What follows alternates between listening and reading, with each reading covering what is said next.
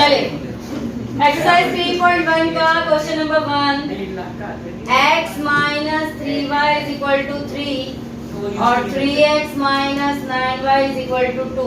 दो इक्वेशन है, आपको बताना है कि इसका यूनिक सॉल्यूशन है, नो सॉल्यूशन है और इनफाइनाइट मैनी सॉल्यूशन है। कैसे पता लगेगा कि ये यूनिक है, नो है या इनफाइनाइट मैनी है? अगर आपका एक minute a1 upon a2 is not equal to b1 upon b2 है तो इसको हम क्या बोलेंगे?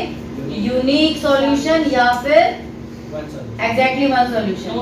a1 upon a2 is equal to b1 upon b2 is equal to c1 upon c2 infinite many solution. बहुत सारे सॉल्यूशन होंगे इसमें, ठीक है। इसके बाद आपका अगर a1 upon a2 is equal to b1 upon b2 is not equal to c1 upon c2, no solution. अब बस इन्हीं के आधार पे आपको ये सॉल्व करना है। साइन साथ चलेगा, वेरिएबल साथ नहीं चलेगा। साइन का मतलब जैसे यहाँ पे कुछ नहीं है, 1 अपॉन 3, a1 अपॉन a2 की वैल्यू क्या आ गई? 1 अपॉन 3। b1 अपॉन b2 की वैल्यू क्या आ गई? Minus 3 upon minus 9। माइनस से माइनस कैंसिल, 3 1 जा 3, 3 3 जा 9। c1 upon c2 is equal to 3 upon 2। Minus 3 upon minus 2 उधर चले जाएगा।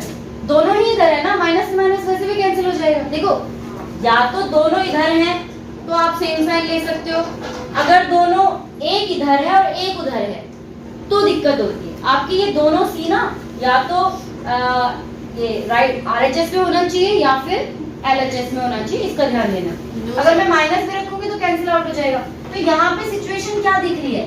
a1 upon a2 is equal to b1 upon b2 is not equal to c1 upon c2।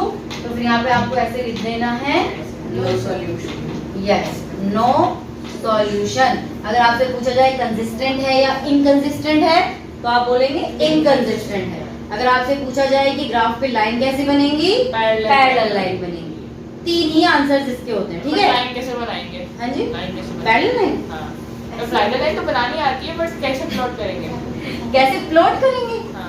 Plot करने के लिए आप इसलिए x और y की वैल्यू आपको अगर 9th में याद हो तो बता रखा है मैंने, उसकी वीडियो में दोबारा से वो कर दूंगी, रिकॉल करवा दूंगी, उस पे ग्रुप पे भेज दूंगी। अरे x की वैल्यू मतलब इनमें क्या है, सॉल्यूशन निकालने हैं। वो 4 डब्बा याद है? हाँ, याद आ गया ऐसे याद आ गया कि x की वैल्यू 0 रखकर y की 4 डब्बे से याद आया। x और y की तो वैल्यू फिर आप उनको प्लॉट करेंगे। एक बार एक दो क्वेश्चन आप ऐसे ग्राफ के करके देख लेना, हो जाएगा। वैसे ग्रुप में मैं आपको भेज दूंगी वीडियो, ठीक है। बात समझ में आ गई? मैंने ये पूरा आप लोगों के लिए ही लिखा है, नहीं तो डायरेक्टली बता देती। आपको हर एक को पहले आपको इनकी वैल्यू निकालनी है, साइन का खास ख्याल रखना है और फिर देखना है कि इक्वल है या नहीं और तीनों में से कौन सा क्राइटेरिया लग रहा है, ठीक है। इससे रिलेटेड एक क्वेश्चन है, उसके बाद बाकी है k की वैल्यू निकालना। इसमें जो एक और टाइप का क्वेश्चन आता है वो होता है find the value of k। वो कैसे आता है मैं साथ साथ बता देती हूँ आपको। अब क्वेश्चन पे आप तो कर लेंगे। क्वेश्चन करते रहना, एक क्वेश्चन कर देती हूँ मैं, उसके बाद आप करते रहना क्वेश्चन, वीडियो कर देंगे बंद। देखो यहाँ पे क्वेश्चन दिया हुआ है, क्वेश्चन नंबर 4 है इसका। 4x plus ky plus 8 is equal to 0 and 2x plus 2y plus 2 is equal to 0, ठीक है। इसमें भी आपको क्या करना है? सबसे पहले इसमें कहा हुआ है कि find the value of k for which each of the following system of equation has a unique solution. Question में ऑलरेडी बोला हुआ है कि ये यूनिक सॉल्यूशन है। यूनिक सॉल्यूशन कब होता है? a1 upon a2 is not equal to b1 upon b2 and equal to, ऐसे तो बोलेंगे, बोला नहीं होता लेकिन या नहीं भी हो सकता है ना। ये है हमारे पास में।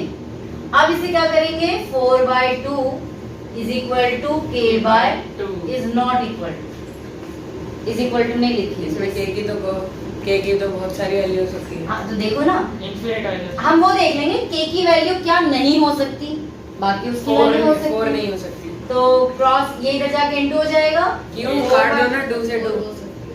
हाँ तो वही है, कट गया। k is not equal to 4, मतलब k की वैल्यू कुछ भी हो सकती 4 नहीं हो सकती, उसके अलावा कुछ भी हो सकती है, कुछ भी नहीं हो सकती, ठीक है। कुछ भी हो सकती है।